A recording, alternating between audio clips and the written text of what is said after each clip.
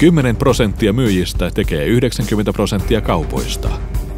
Miten parhaat käytänteet voisi jalkauttaa kaikkien myyjien käyttöön? 20% myyjän työajasta kuluu erilaisten esitysten valmisteluun.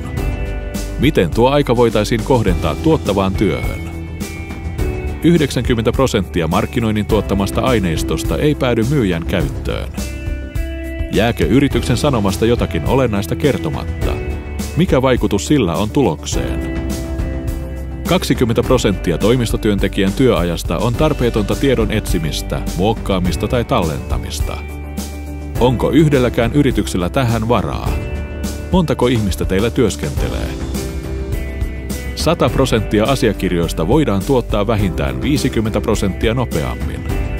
Mitä jos pahin kilpailijasi on jo Kameleonin asiakas? Voit parantaa organisaatiosi tehokkuutta yksinkertaisella tavalla. Ota meihin yhteyttä jo tänään.